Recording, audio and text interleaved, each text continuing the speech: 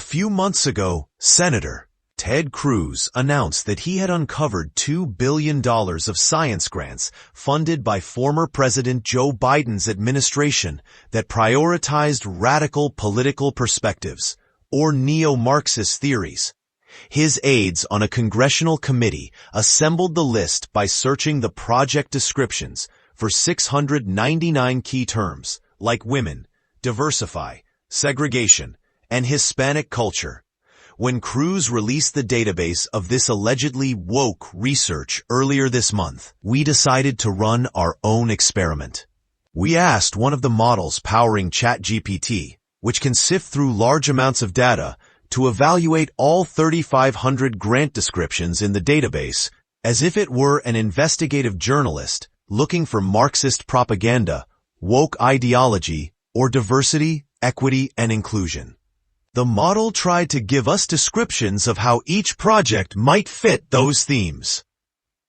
We were particularly interested in the grants where it came up blank. We then read through the researchers' full summaries of those and many other grants, including each one described in this story, looking for references to some of the keywords on the list. We found that Cruz's dragnet had swept up numerous examples of scientific projects funded by the National Science Foundation that simply acknowledged social inequalities or were completely unrelated to the social or economic themes cited by his committee. Among them, for example, was a $470,000 grant to study the evolution of mint plants and how they spread across continents. As best we can tell, the project ran into trouble with Republicans on the Senate Committee on Commerce, Science, and Transportation because of two specific words used in its application to the NSF: diversify, referring to the biodiversity of plants,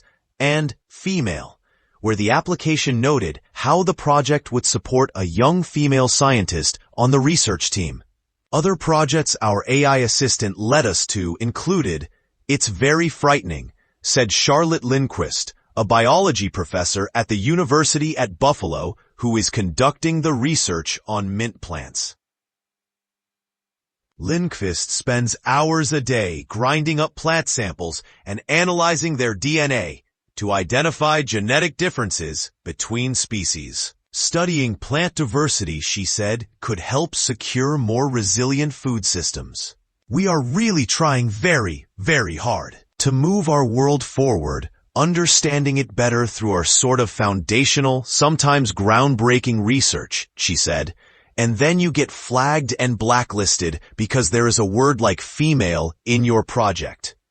Staff for the Republicans on the Senate committee assembled their report by examining all NSF grants awarded to projects that began between January 2021 and April 2024. Using their list of keywords, they flagged those earmarked for research that they said was often based on neo-Marxist theories that identified merit by physical or ethnic attributes, not one's talent, work ethic, or intellectual curiosity.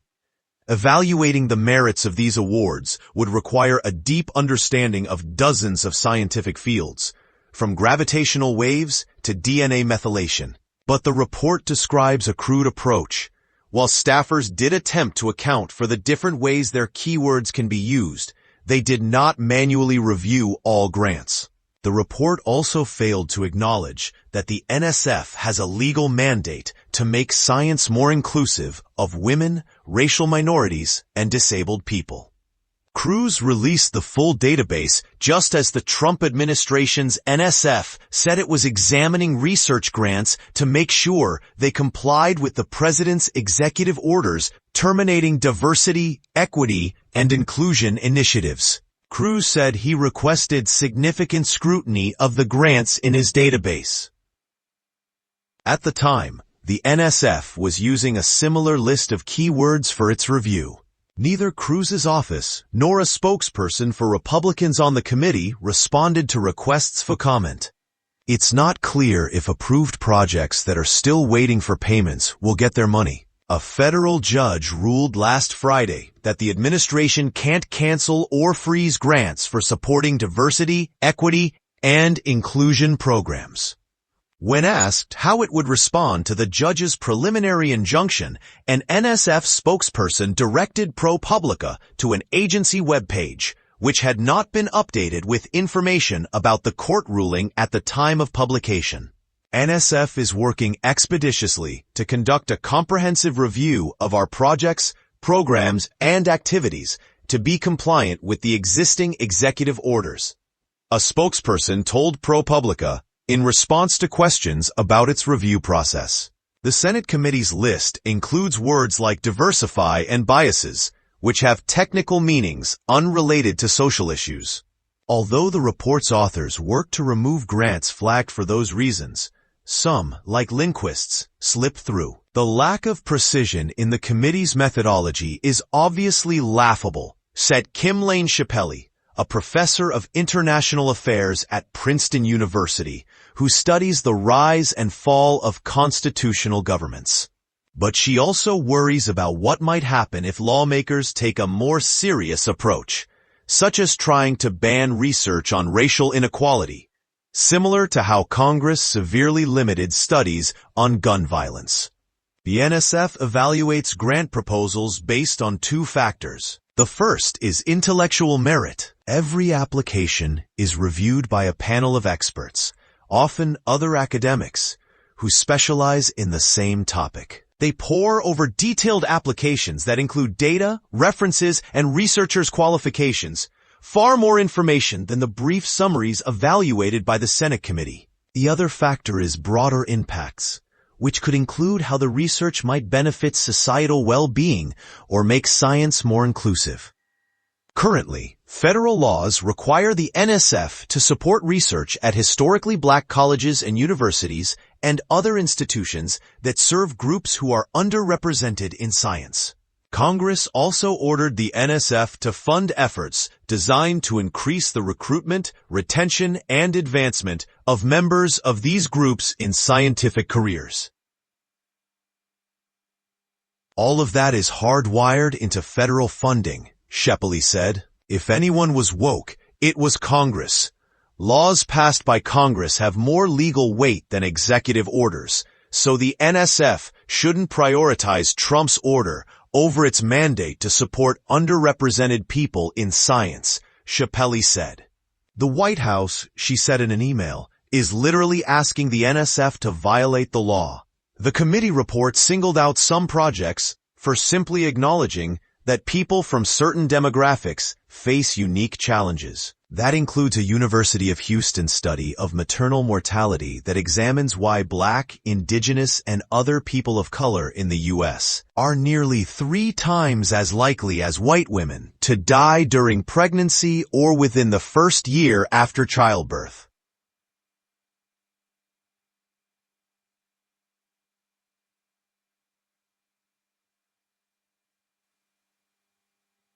Another project, which involved using drones to deliver defibrillators to people suffering cardiac arrest, appeared to be flagged because it noted that emergency response times are slower in low-income and minority neighborhoods.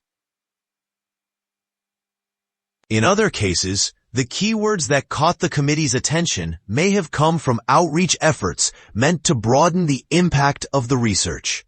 A $6 million nuclear astrophysics project to study the origins of the universe includes a reference to attracting a diverse group of students interested in the subject, and a summer school program for increasing interest in nuclear science careers, especially among women and minorities. That's in line with a 1998 law that ordered the NSF to develop intellectual capital, both people and ideas. When you get different perspectives interacting and thinking about complex problems, she said, you'll get different and new ways of solving the problem. The report's sledgehammer methodology ignores the substantial scientific merit of these projects, many of which address critical national needs in areas such as aerospace, agriculture, and computing infrastructure, as well as the need to broaden the talent pool, a spokesperson for Democrats on the Senate committee said in an email. The email said that ranking Democrat Senator Maria Cantwell of Washington understands that there is no way the United States can compete with the rest of the world on innovation, without ensuring that NSF funding emphasizes the participation of women and minorities in STEM.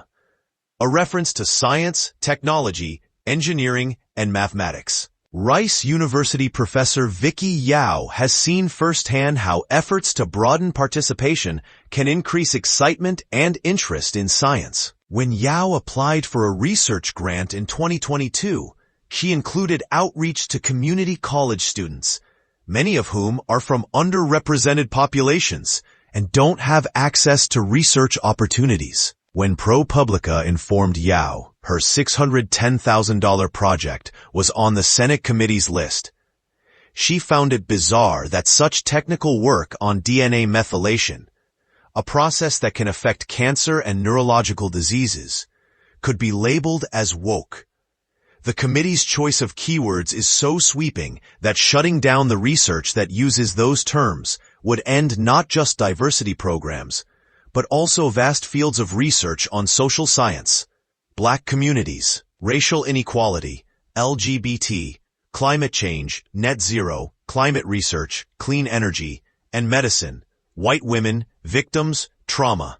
If any research related to women or minority populations is under fire, then we're talking about maybe 65% of the American population. So at that point, what's left? Said Dominic Boyer, an anthropology professor at Rice University, whose project on reducing flood risk was flagged by the committee. Under what authority, or according to what philosophy, can a government invalidate or discredit research that's focusing on 2/3 of the population? Read more. Boyer received an award of $750,000 to use nature-based solutions like rain gardens to reduce flooding in Houston, where Hurricane Harvey displaced tens of thousands of people in 2017. His team has begun collaborating closely with residents from free neighborhoods, 2 lower-income communities where the residents are mostly Hispanic, Black, or Asian, and a middle-income neighborhood with mostly Hispanic and white residents. He initially assumed that's why his research was flagged. But it turned out that the triggering keywords may have come from boilerplate language that describes the specific NSF program that funded Boyer's work, Strengthening American Infrastructure. The portions of the grant's program description containing those keywords were written by the NSF during Trump's first term. It used the words socioeconomic and equal opportunity to explain why infrastructure is important to society. The same description is found in more than 24 other grants on the committee's list. Boyer said it speaks to a kind of Orwellian absurdity that these words can only have one meaning, and it's the meaning that they would like to politicize. Sharon Lerner contributed reporting, and Brandon Roberts contributed data reporting.